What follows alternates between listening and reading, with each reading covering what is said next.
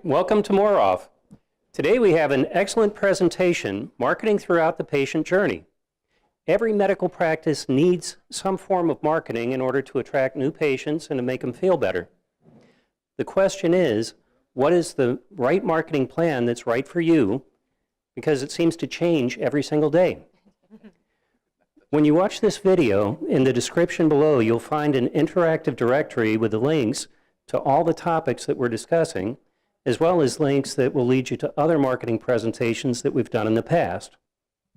MOROF is a resource for all healthcare professionals that can bring value on all topics affecting your medical practice.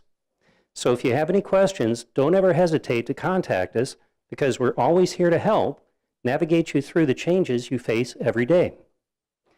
Speaking of bringing value to a medical practice, my name is George Rosen, and my company is Florida Business Valuations.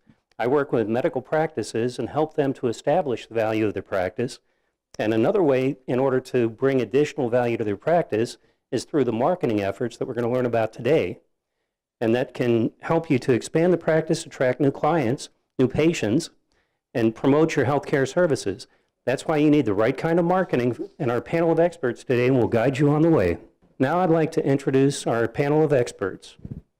Dorothy Mowbray, Internet Marketing Specialist at Roar Internet Marketing. Media has been Dorothy Mowbray's passion ever since she turned her brother's erector set and record player into a radio station that broadcast tunes across the family farm. With a bachelor's degree in broadcasting and political science from the University of North Dakota, magna cum laude with honors, Dorothy has worked in all mediums, including newspaper, radio, and television. Then in 1998, she entered the brave new world of the Internet. Now with 20 years of Internet marketing experience under her belt, she can help your practice understand what is important and what's just a passing fad. Michelle Wargo, Business Advisor at Wargo Works, LLC, and also the Director of Advertising and Marketing at Orlando Foot and Ankle Clinic. Michelle Wargo has extensive branding, creative design, print and broadcasting experience, bringing a breadth of knowledge in television, radio, medical marketing, education, and public relations to all her clients. Following a successful career in radio, Michelle took her talents to television, becoming the first on-camera traffic reporter for Central Florida News 13 and supporting the morning news team at WESH 2 News. Michelle spent 4 years writing and producing award-winning television shows and marketing campaigns while at Red Apples Media, where she was awarded the Platinum Marcom in 2014 for writing and producing Hometown Health TV, a one-hour program highlighting local medical specialists.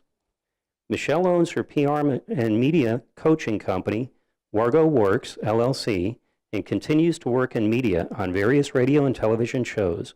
Currently, Michelle can be seen as a host of Our Faith in Action, Today's Society of St. Vincent de Paul, airing internationally in the Eternal World Television Network. Michelle excels at helping her clients shine as experts in their field, putting them at ease on camera, and creating a social media marketing campaign to maximize exposure and interactions. Melissa Wing, Business Advisor at Thrive. Melissa Wing has been with DexYP Thrive for over 5 years.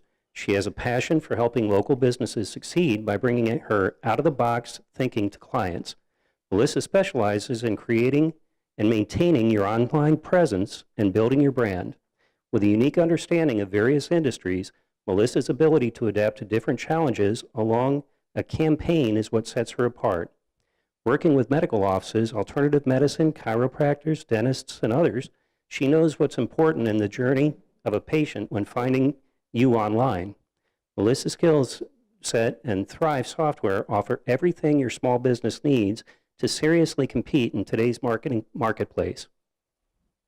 Without further ado, our panel. Good morning. Hello, hello, hello. Hi. So as George mentioned, we will be talking about marketing throughout the patient journey. And I'm going to see if I can make this work. Okay, so medical marketing in general was phone books, billboards, magazines, newspapers, traditional media, radio, television ads. Medical marketing today is all of those things, plus business-to-business, face-to-face marketing, events, pay-per-click campaigns, social media, targeted print and online ads, and everything ties back to your website. And all of this is for the goal of attracting new patients and patient referrals. Marketing avenues and brand consistency. You want to have a consistent brand message throughout everything that you do. So when you're doing your face-to-face B2B marketing, when I do this for Orlando Foot and Ankle Clinic, we have our printed materials that we leave at the doctor's offices to get referrals. We do health fairs, we publish articles, newspaper, magazine ads, we do direct mailing, we sponsor events, we do open houses, we give away branded items. You want to give them something that's left behind so they remember who you are, and it has your contact information, also has your website, has your phone number, very important. Again, social media marketing is something that we've gotten heavily into recently. Online, mobile ads, website, blogs, and so much more.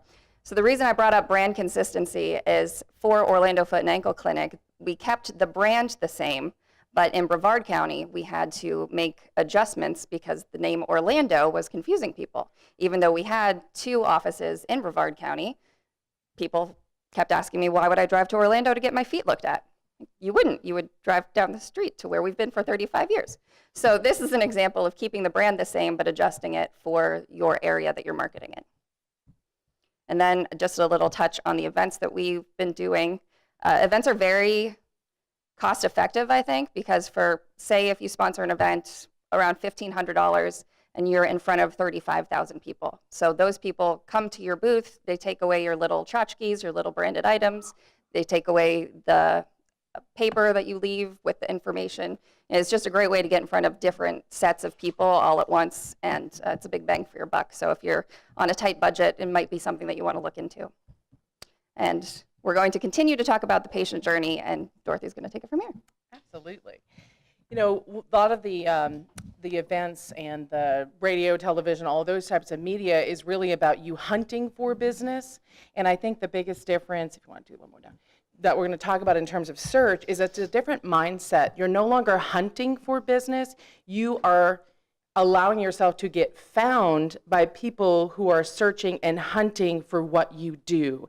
And that's a different mindset that you've got to approach the marketing. Not necessarily that one's better than the other, but obviously if someone's already looking for relief from that symptom or researching a procedure or whatever that you can provide the services for, they're going to be the low-hanging fruit because they're already in the market looking for you. It's not about trying to build top-of-mind awareness when they might need you in the future. So that's where search comes in and gets involved with being such a valuable asset. Google says that 1 out of 20 of all searches are healthcare related. So the sector of healthcare is huge because people are just looking for answers. They want to feel better. They want to look better. They want to, be better. And where do they turn to?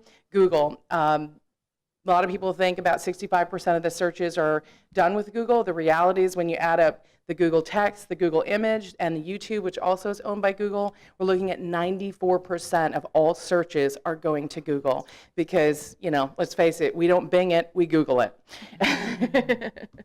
And these are just some stats to just show that this trend is continuing to grow, and the big blue line there is Google, and it just keeps going and on, and I don't see that to end anytime soon. And the biggest trend for search that's going into 2019 is going to be voice search, because you will never lose money overestimating how lazy people are when it comes to the internet. So true. If they don't have to type it in, they're just going to go, hey Google, what's blah da da da? Hey Siri, what's da da? So voice search is a part of the new thing that you got to think about in terms of how do people search when they're speaking versus typing, and how that might impact your ability to get found. Okay, so the difference in SEO and SEM. Everyone's heard these words. Most don't understand that there is a difference, and most don't understand what that difference is, and that's okay. It's one of the first things that people look at when they're trying to market online, because there are so many avenues. And just to explain a little bit, SEM is paid search, or pay per click, you may have heard, and SEO is organic search. And the organic search just means that when you search for a doctor's office online in Orlando, you're going to get at a doctor's office. You're not going to get an ice cream shop. SEM, the pay-per-click, is at the top. You'll literally see a little icon that says ads, and that will notify you that SEM is the ads section. One thing that I want to say about this is with SEM, it's easy to get to the top of Google with SEM because you're paying for it. The downside of that is once your budget for the day runs out, your ads disappear. For SEO, it does take a lot of work. It typically takes a professional, and you have to work to get there. It typically takes anywhere from 3 to 6 months to get to that first page of Google. But once you're there, you're going to get more leads over time because you're going to stay there as long as you keep up your SEO work. And I just want to mention that SEO, local SEO, also includes the map section. You don't show up on the map section by chance. That's another thing that you have to work at. You first have to claim your Google listing. Then you need to make sure that you're getting good reviews, that on your listing that you've put in lots of content that says who you are and what you do. It's work. And if you need help, that's something that you just have to ask a professional, and most likely they're willing to just guide you in the right direction. Patient trust. Now that's something that's obviously very important and part of the patient journey. All I can say about that is your website is meant to build trust in your business. It's a powerful impression, and because 81% of their potential new clients do research online, you want to make sure you are making a great first impression. And the best way to do that is with an informative website. There are several elements of a good website. The more of these you have, the more likely you will be found on Google. A few of these are proper layout, good SEO, fast load time, mobile friendly, and again, it's meant to build trust. I think one of the things that you have to do before you get overwhelmed with all the different things that you could put on a site and how do you do it and which is right and all those sort of things is to really begin with the end in mind. What are you trying to accomplish with the website? And that will really help you guide you through what needs to be on it and how you need to develop it. Because there's really 3 purposes for a website: discovery, validation, and conversion. Discovery, it really has a lot to do with that. How do I get found for people searching for me? How much SEO do I need? And all of those sort of things. So there's a lot of expertise that goes into having that done. If you don't really need to get found because you're just getting referrals from other people and you just need validation that, hey, we really are a live practice and these are our physicians and this is kind of what we do, then you could do a very simple website that's just going to validate that you're there because you only have people that already have made an appointment and they're just checking you out and there's just there for validation. Now, conversion is where really the rubber meets the road, because it's great to get visitors, but if they don't convert into a new patient lead or they don't call to check if you have the right insurance or book an appointment or whatever, then why bother? That's really the whole point of it, is conversion. And there's a lot that goes into optimizing that and really making sure that you've got great leads in there. Another aspect with website is to consider ownership. Do you need to own it as a valuable asset to your business, or is it just an expense that you could just go with the cheapest option out there? So those are just all things to consider before you decide how and what you need to do with your website. It only takes 0.05 seconds to make a first impression, and you need to make it count. Make sure that when people arrive at your website, they want to learn more about your business. And again, all of your marketing efforts need to link back to your website. And that doesn't matter if it's your business card. I see so many business cards every day that don't have an email address, don't have a website. And how are they supposed to learn more about your business if you're not giving them those opportunities? And a lot of people don't realize that there's a big difference between having a website and people being able to find it. Having a website is actually the first step, and then you have to market that website. Just like when you open your business, not everyone's going to know to go in. You have to let everyone know, and that's where SEO and SEM and other things come into play. Did you know 90% of people searching on Google and Yahoo won't go past the first page? It's a joke in the marketing world that you could hide a dead body on the second page of Google, and that's because no one goes there. So if you're not on the first page, and in most cases, if you're not on the first half of the first page, you don't exist to potential clients. 90% of patients trust medical information shared by peers on social media. This is where I take over. Yeah. Social media. So just think about that for a second. 90% of patients are trusting medical information that someone has shared on social media. What do you go to social media for? You go to spy on your friends. You're not, but apparently you're also going to find information about medical practices. So where in social media are people?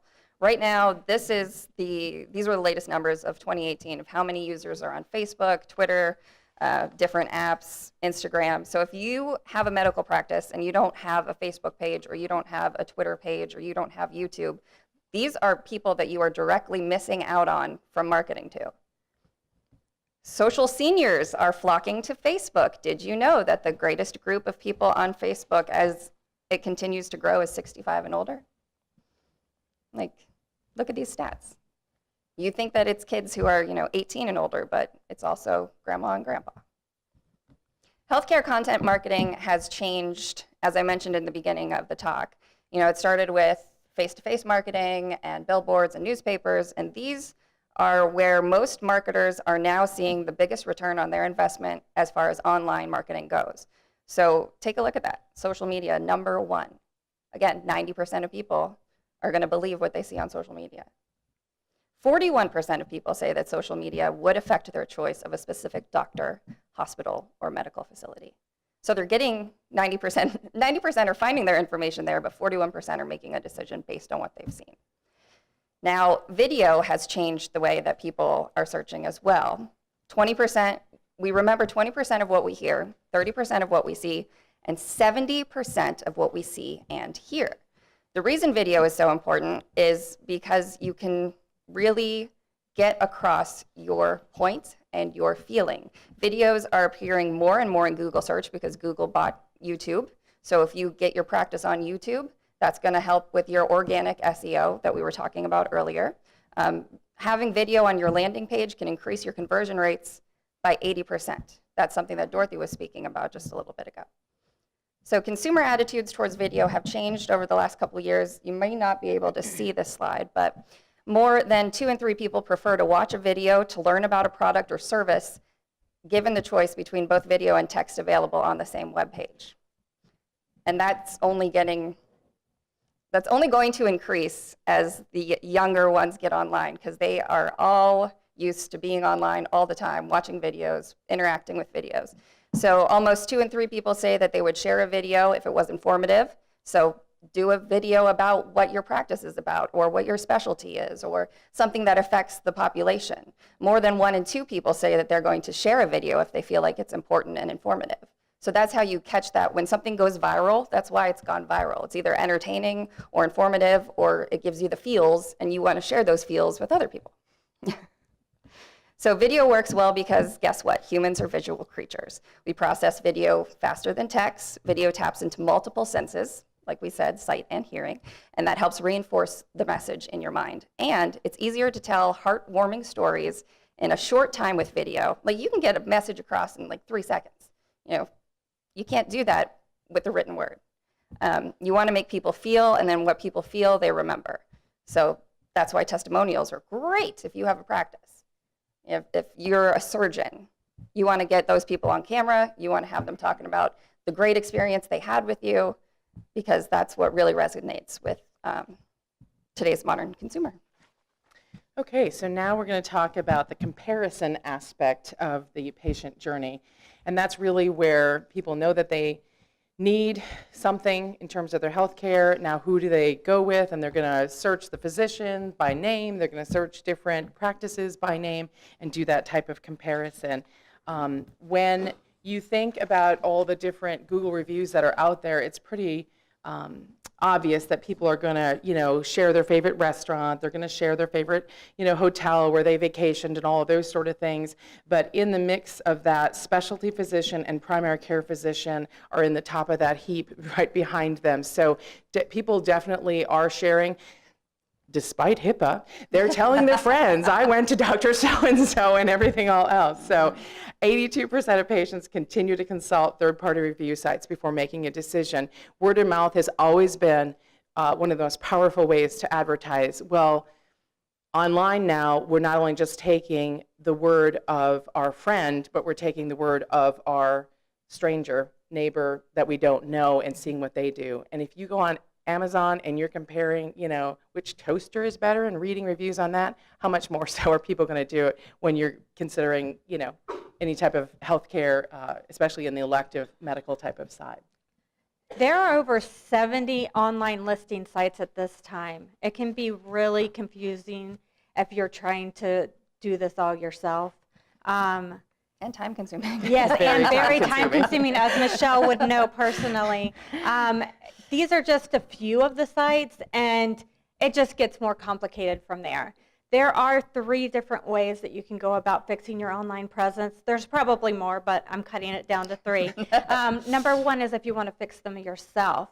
The best thing to do is look up your heading and your city and see what is showing up on Google, and those should be the first sites that you fix. Obviously, start with Google and claim your listing there, but if you are a primary care physician, for example, you would look up primary care physician Orlando and see what shows up. And a lot of these local listing sites are what is showing up on the first page of Google, not individual practices. So you want to make sure at the very least that you're listed there first. And when you do that, I would make sure that you use an incognito browser, because your computer has search results that are specific to you and not to the market. So if you go to your website a lot, your computer's going to know that, and you are going to show up better than the rest of the world sees it. So please use an incognito browser if you're going to do those kind of searches. Very, very good. And then the second way is to use a marketing firm. Let them know which sites are important to you, have them update them.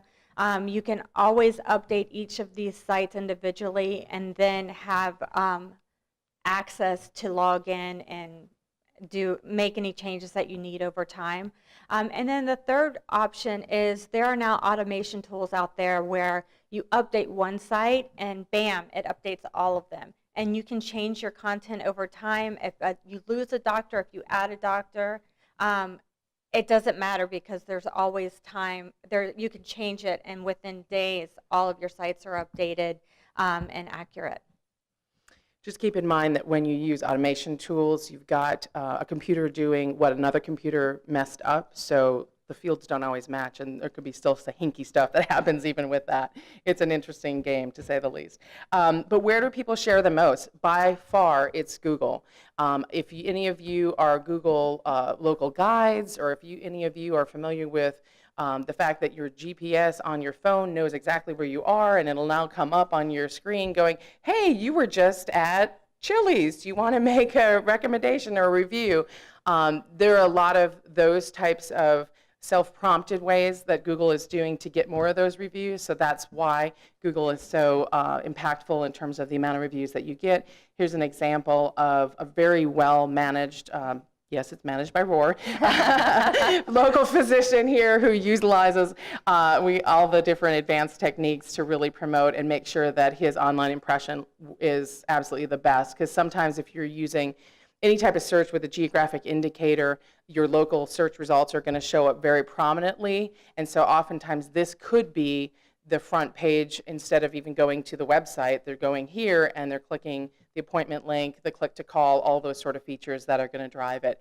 You can also list and look at the options based on their ratings. So there's a lot of different functionality searches within the local that allows people to really put more of their healthcare decision-making in their own hands. And 72% of patients use online reviews as their first step in finding a new doctor, and especially if it's more on the elective side or non-emergency type of basis. Or if it's urgent care, then they're going to use that as well. Here's an example that I ran across of a cardiac thoracic doctor in Jacksonville who had not claimed his Google My Business page.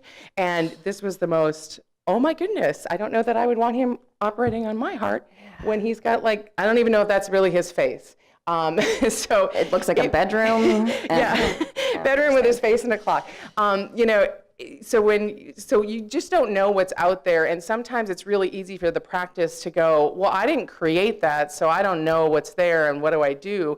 But even though you didn't create it, there are tons of directory listing businesses out there that are just pulling public data, public information, and populating things. So in this case, Google will, this guy may have a similar sounding name to other people and therefore just pulled this picture in, and it may not even be him. This picture could have come from his Facebook page. We have no idea. Or from somebody else's Facebook page that happens to has have the a same similar name. name, and they just kind of put it together. So there's a lot of hinky stuff that goes on. So bottom line is you have to be concerned about what is being said about the practice online because everybody else is, and doctors are now getting it because, next slide, 75% of doctors say that the reviews are stressing them out, and with good reason, because reviews are a silent killer. And what I mean by that is so many things that you do in your marketing you can measure, and the idea that people have embraced the internet is because of the measurability of it.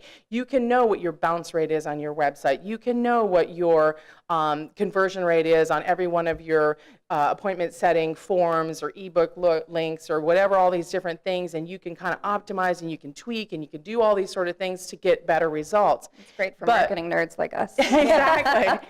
But the problem is these reviews show up before anybody gets an opportunity to take action, and you lose them before they even go to your website or to make that phone call. They're just gone. So it's hard to measure what is that lost opportunity. How many were scared away from a particular doctor because they saw something online that was probably inaccurate or wrong, but you just didn't know about it. And so that's why they're the silent killer.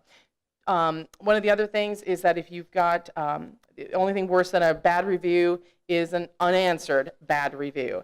And there's some new research out about that showing that people are more likely to give you some grace if the review has been answered in a professional manner, because we all know that no one is going to be 100% all the time. And in fact, if all you have are good reviews, people almost become suspicious that something's not right there, no one's that good. So if there is a few negative in the mix, but they've been answered well and professionally, that's going to make them go, okay, then if I have a problem, then I know I'm not going to get left in the dust as well. So it's a good thing. Respond professionally. I kid you not. This was one of Google's. Every month they do the worst response ever, and if you look at the bottom, the response was. Yeah. I mean, what? Don't do that. Kind of like Wendy's. Wendy's does. They have a whole campaign online where they tweet at each other and they say horrible things, and that's why people follow them. So it could be a social media that you want to do. Not for medical practice. Not for medical. Not for medical Not for practice. medical. Exactly. So there's a lot of review monitoring that can be done within Google Alerts and Google My Business settings and all kinds of other things that are out there. And we did a presentation a couple of years ago, and for those on the video, there's going to be a link to our first aid for your online reputation. And some of the information on there, while the stats may be older, some of the details on how to monitor and how to set those settings up for kind of a do-it-yourselfer are on that. So I just encourage you to go to that link, and I won't reiterate all the other stuff with it. So. And I just want to mention that there are automation tools out there that show you all reviews on one platform at one time, and typically they go hand in hand with the online listing management. So you see a great presentation of everything all at once.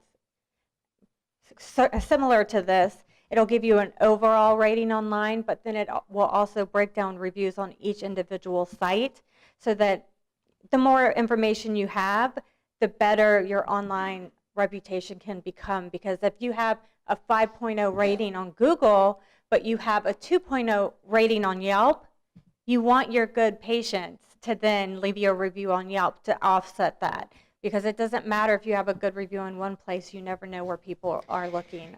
And if you do have a bad review, because there's going to be those that are out there, definitely responding to it, bringing the conversation offline, trying to resolve it with the patient. We've had some of our clients then, we've advised them to go back to that patient where the thing has been resolved, and only that patient can amend that review, and that is like the holy grail. It's like, oh, because then it goes full circle and all of a sudden it increases from there. So that's always a good thing, to seek that amended review. Well, and another thing to watch out when you're doing that too is, I know that we've had this problem at Orlando Foot and Ankle. People will leave a review saying, oh, the doctor was great, but the front office lady, she was mean, or whatever it was. Which isn't true. We have very nice people. But when you write back to them and say, you know, thank you for your comments, please, you know, contact me directly for further discussion, and then you talk to them about it, and it gets resolved, and then they go back, and I have to explain to them, okay, listen, so you left this 1-star review because you didn't like that lady, but that hurts the doctor, and you said that the doctor was great, and you love the doctor, and you would recommend your doctor. So could you please go back and change that, because you're hurting the doctor that you say you love. So just keep that in mind. Absolutely. I always get asked, well, can I just delete them? Google has come up now with 10 different reviews that you actually can remove, but most of them are pretty, you know, they've got to be vulgar, they've got to be off topic, they've got to be proven that it wasn't really a patient, it really wasn't someone that was there, they were trying to spam, they were trying to put illegal content in the review. I mean, it's got to be pretty bad in order for them to delete it, but at least now they do have a few different ways that you can seek some resolution in that regard.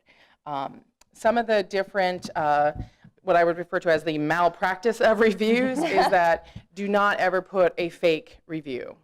Do not try to impersonate somebody else and put a positive review about your practice.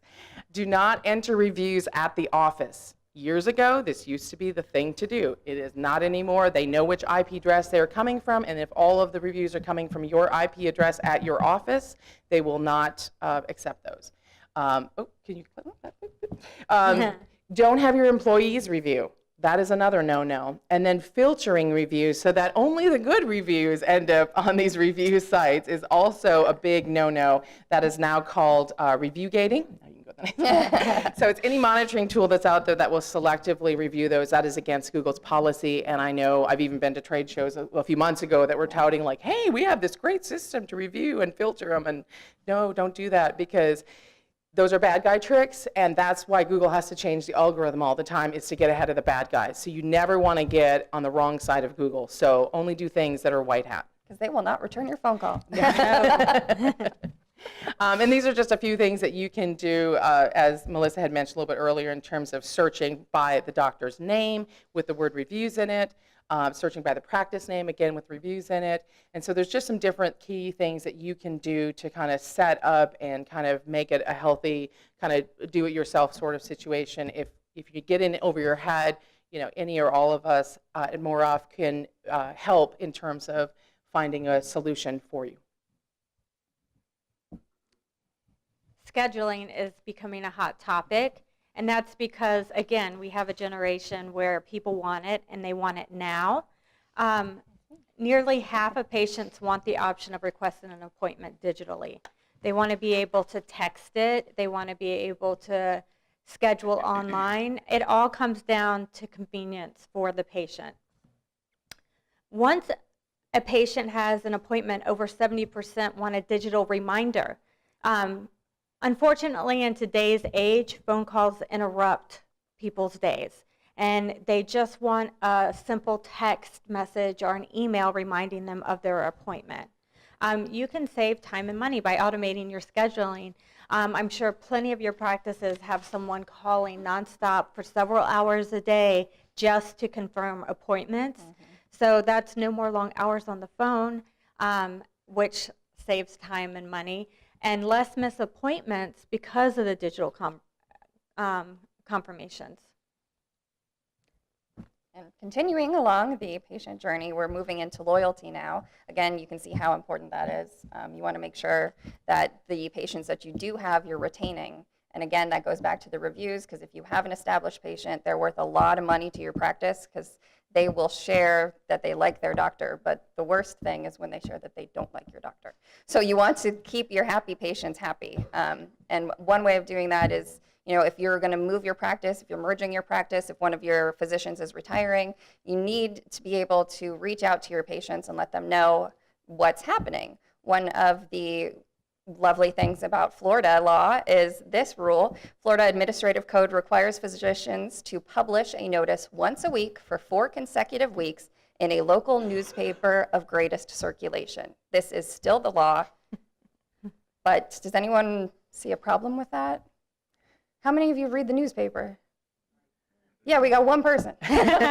Two Two people in this room of 60 people read the newspaper. So there's a problem. So a good thing to do to make sure that you're going to reach your patients in their homes and make sure that they see your information is you want to contact a HIPAA compliant medical direct marketing and marketing company, which is an MDMC.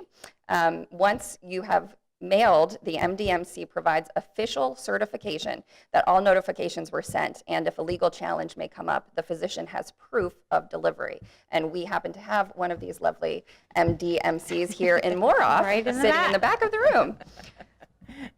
So show me a newspaper that can do that. Make your notification a marketing piece, since this is what we're talking about today. You may want to try a large 6x11 full-color postcard showing all the positive reasons that the medical office is moving. You want to make sure that you have a map on there, images of the doctor, the staff, things like that.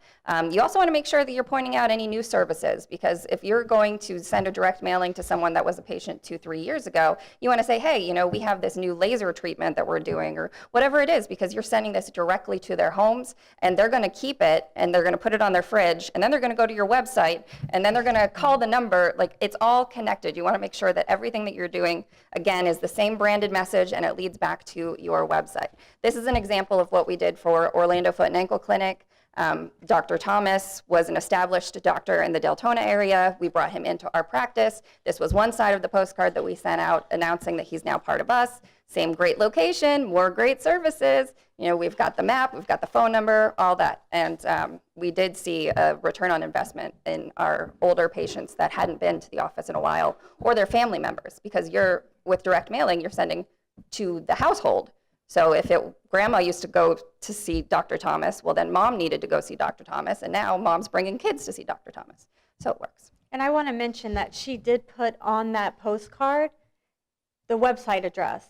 So just make sure if you're updating something and you're sending out a mailer, when they go to look you up, please make sure that that information has also been updated on your website, on your online listing sites, Yes. on your social media sites as well, because there's nothing worse than sending out a printed document that shows that you have updated information, and then them going to find out that Then it's you not on didn't the bother website. putting it on Yeah. the website. Yeah, that would have been bad if I didn't put Dr. Thomas on our website after sending out a mailer about Dr. Thomas. Or worse yet, say you lose a doctor to a competitor, or even if you left the state, or whatever the case might be, or you've hired in a new doctor and they're still listed with their competitor across town.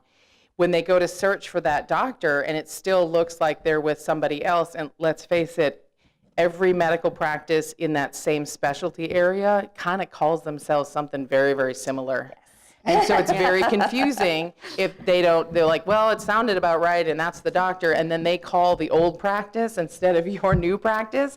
What do you think that answering person's going to do? Oh, yeah, we'd love to have you in. Well, he's not available that day. They're not going to tell you that he's gone. They're just going to shoehorn you into another position, and now your marketing piece has just promoted your competitor and lost the business that way. So it's really important that all of those pieces get put together and updated all at the right time.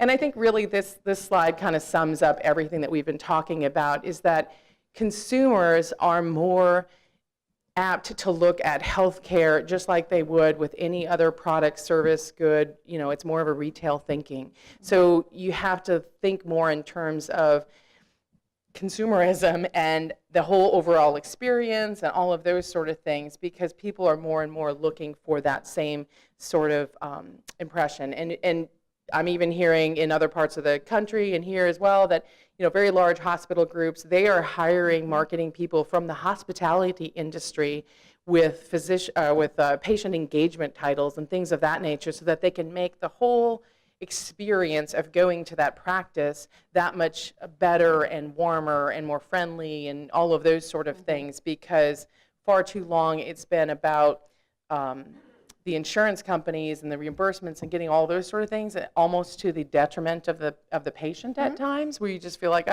you're just the patient. We just got to get this from the insurance, instead of being more inclusive to the actual patient and the consumers. And that's not, across the board that's been the case, but I have been a patient where I felt that way, and I'm sure we all have at one time or another. And that's where social media has really changed the way that we market. And again, when we started this talk, we talked about every day is something different. Right. And literally on social media, every day is something different. And because we're used to that instant access, that's what we want with our doctors. Like if you look up your doctors online and go to their social media pages, is there a video of them explaining a procedure? No? Well, that's what you're looking for. So you're going to go to YouTube and you're going to find somebody else explaining the procedure. Then you're going to go back to your doctor and be like, well, this doctor is known for this procedure. Can you do this procedure? And if your doctor says no, you're going to go to that other doctor. So it's just, you have to keep in mind the way that you ingest your information is the way that your consumers and your patients are ingesting information. And we want it now, we want it right, we want it quick, and we want it personal. And the more times that you're out there in different platforms, the better your credibility. They're like, oh, this doctor must be the best because he's everywhere, no matter where I'm looking, if it's on social media or if it's on LinkedIn or if it's on the website. Or they're at an event, or they're, exactly. Wherever you go, as long as your brand is out there, they're going to say, oh, well, I've seen you everywhere, you must be great. And I see doctors all the time that have been in practice for over 20 years, and they just don't understand why they're not just showing up on the first page of Google, because they've been there. They had a website for for 20 years. For 20 years. And it's not about that anymore. You could come in brand new, first week in your new medical office and be slammed because you made sure that you had a strong online presence. Yep. So it's really important. We're all here to answer any questions that you have, and we're all here to help. Because every medium can work. It's just a matter of how you work it and what your goals and objectives are and which ones are going to make the most sense for giving you the return on investment that you're looking for. Mm-hmm. And with that, we'd like to open up the floor for questions, and we'd like to let you know that we're going to favor the medical practitioners first, as we're up against a little bit of a time limit. And when I pass you the microphone, please state your name, and if you have a question for a specific panelist, address it to that panelist. Yeah, hi. Mervyn St. Clair. We're from the Villages. We're just opening up a new office there. And the question I have is SEO and SEM. We're just in the process of getting a website made. Would that be prudent for us to go the SEM to get us up? That is a hard question to answer, right, just from the information that you gave us. All of us have tools that we can use to see kind of where you're showing up and what the first steps are that you need to do. Mm-hmm. Eventually, SEO and SEM is absolutely important, but it really does depend on a case-by-case basis. And I think any one of us would sit down with you and go over those different options. Because what kind of practice is it? Personal injury, workers' comp. Oh, you are very competitive. Yes. Mm-hmm. That is a very, very competitive. Yes, I would say that in order to compete in that space, because it is so competitive, you are definitely going to need to have some top-level SEO and SEM type of approach. And oftentimes we have found we've done things with like an Orlando divorce attorney, we will research long tail phrases that might not be as expensive as Divorce Attorney Orlando, and find these long tail phrases that are still going to give you very high quality leads, but at a price that's a fraction of what you'd pay for the head-on-head top-line tour. SEO and SEM is all about the competitive nature of what you're at, which is why I asked that part of it. So I would say with that, yes, you definitely want to look into that. And it's an area that you could knock it out of the ballpark, or you could waste a lot of money. So you really need to. I would like to add to that, too. As far as strategy goes, Melissa had touched on this. SEO is more of your long-term strategy. So as you're building your website 6 months, a year, then eventually you'll show up on the first page, and you'll have more pages referring back to you. But with SEM, that's now. Like, you want to make the phone ring, SEM all day. Yes. It'll cost you more money, but the phone will ring.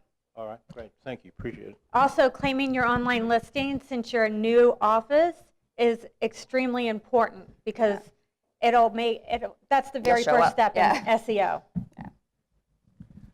Ken Peach from the Health Council of East Central Florida. Two questions. One, Michelle, you mentioned finding out that Orlando is not something you should put in the name of the clinic over in Brevard County. So you must have done some type of research for that? I was going door to door, face to face with referring physicians in the area, and I would bring in my marketing material, and I had my Orlando foot and ankle shirt on, and they would look at me like, what? Why would we send our patients to Orlando? I said, no, you've been sending patients to us for 30 years. I'm just letting you know we have a new doctor in this area. And they didn't understand because they were used to referring to Dr. Durney. They didn't know it was Orlando foot and ankle. So when we became Dr. Saeed, it just foot and ankle, now they get it. So research is very important. Yes, you need to know the market that you're before moving anything into. you do, as you just described, because Dorothy, you did the same thing in Yes. terms of what phrase to use. Yes. Research is an important component. Very quickly, when I was marketing hospitals, I recognized that as much as I might want to get somebody in as a cardiac patient, I had two barriers or gates. One was the fact I had to have a physician on the medical staff, and the second one was hopefully they had insurance in which the hospital was participating. So strategically, before we ever got to marketing communications, as you've described this morning, we first had to figure out what were the channels that allowed us to get a patient. Given that, and all the change in the 20-something years since I did that work, what's changed? Do you still work with strategy to identify how to get people to the point where you're bringing them? Absolutely, because we work with a lot of more on the elective medical side of things where they really do have to have more of a retail approach to medicine to get more new patients in.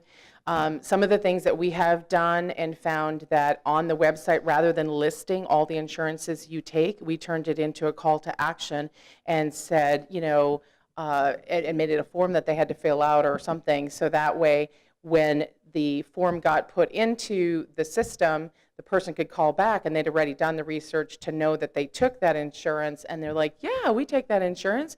When's better to meet? Tuesday or Wednesday? So there are ways that you can utilize what people do through the journey, and because that's not going to change. It's just which medium that you're going to reach them with, but those fundamental things of how they get to you are not going to change. So some of it can be a matter of like, how do you turn that into something that can reveal who they are instead of just someone who went to the site, looked at the insurance, and made a quick decision to either call or not to call, or reveal who they are, and now you can kind of get them into your system, and then maybe it's into an email marketing reminder about whatever elective type of thing you're doing. I would like to add to that too, the power of Facebook and any sort of social media advertising. You can drill down to, if you only want to get people who are within 5 miles of you, who make a certain income, who play tennis, you can do all of that through Facebook. If you place a Facebook ad, then through that information that you gather, like, okay, who clicked on my ad, which ad did they like better? There's so much information that you can get so personal with who you're trying to target, then you can take that and apply it to the rest of your advertising and marketing. But this way okay, so my bread and butter patients are moms who are 36 years old, they are teachers, and sometimes on the weekends they participate in 5Ks.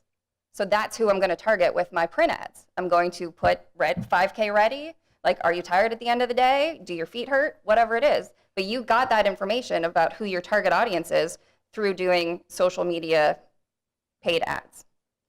And there's a wealth of information in your Google Analytics that you probably aren't even aware of. So much.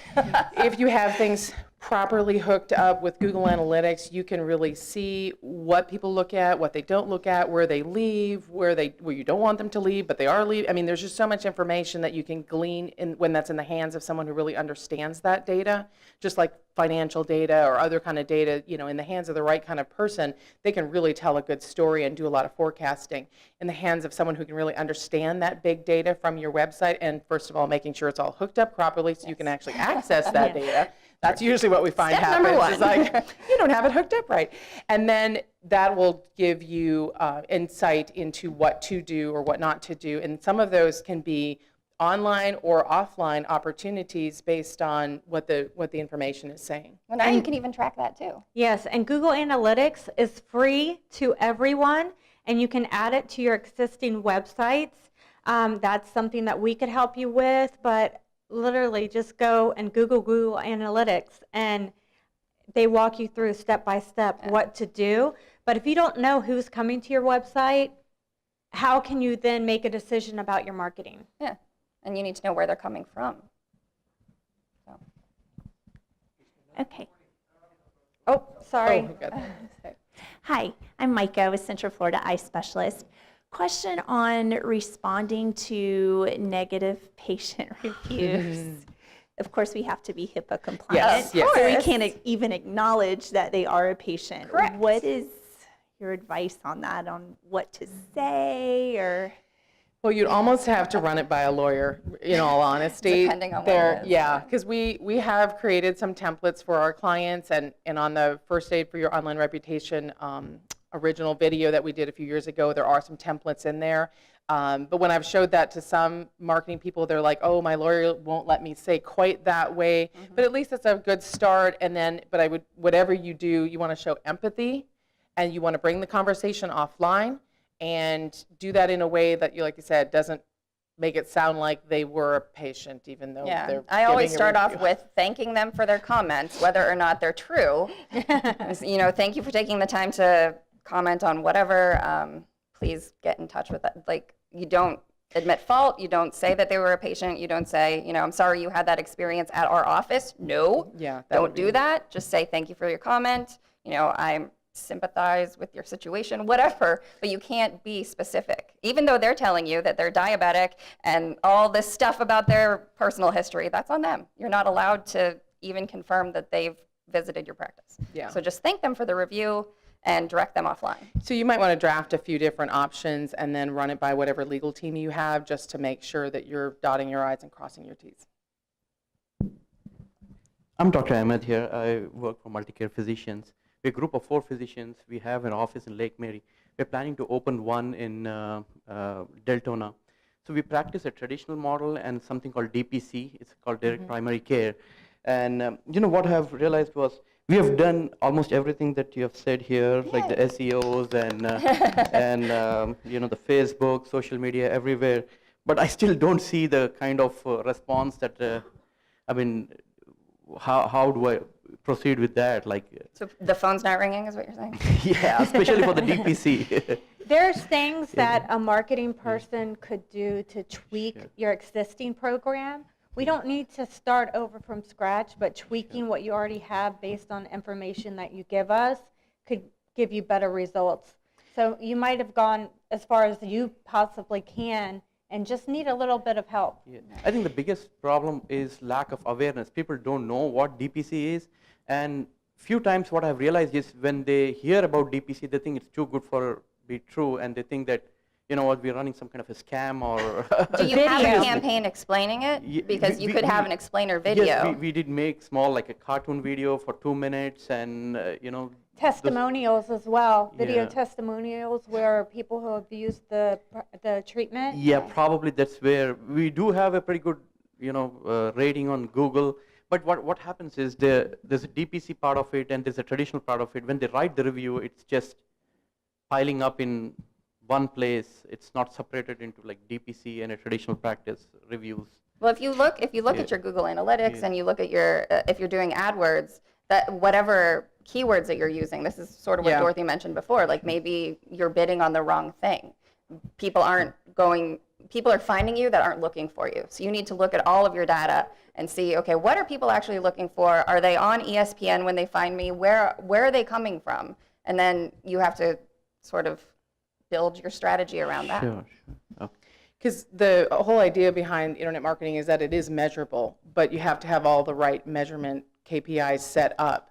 So if you're doing all these things, but you're not necessarily having the right measurement tools in place, then you get to a point where like, I don't know, I still don't know what works. Well, then there's something wrong in terms of how you're measuring it and then how you're looking at that data, because the whole goal is to then use the data to make a business decision of like, this is working, this isn't working, I'm wasting money here, this is a gold mine, let's take the money that's not working, pour it into this other that is working, and it's to that level that needs to happen. Yeah. So it sounds like you're Sounds like you doing did all it. this stuff, but it's just You not need quite. somebody that can take it all together for you and then go, make a strategy. this is working, this isn't, and we need to tweak this to make it better, and A/B test and optimize and all those sort of things. So I think you're doing a lot of the right things, it's just not quite the measurement tools are in place to know how to measure and how to optimize those so that you get the better And results. it's not always about just getting a patient, it's about getting the right patient.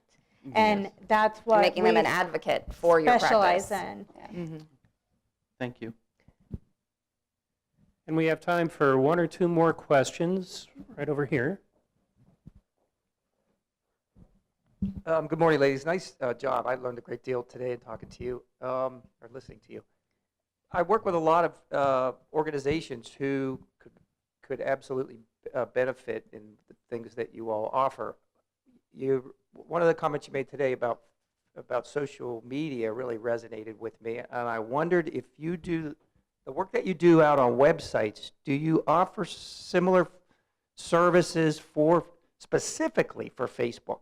Yes. Okay. Yes. Okay, because I know there's some pretty wicked tools out there that Facebook offers that can allow you to market to very unique portions of the population based on They know all. It's scary. Yeah. Well, that's why Facebook wants you to list what's your favorite movie, what's your favorite this, what's your favorite, so they're gathering that data on you. Well, they've changed the rule. They've changed up things there now. So there's a whole new set of rules that you can't show, for instance, before and after pictures of someone now, right? You can't. You can't say certain things in your advertising, Right. If you say certain things, there's a whole other set of There has to be protocols you have proof for the claims that you're making. Yes, exactly. So you So can't look- say that this helped my fibromyalgia because you have no proof that that's actually what helped. That's exactly right. Yeah. Okay. Okay, good. Thank you. I appreciate it. And one more.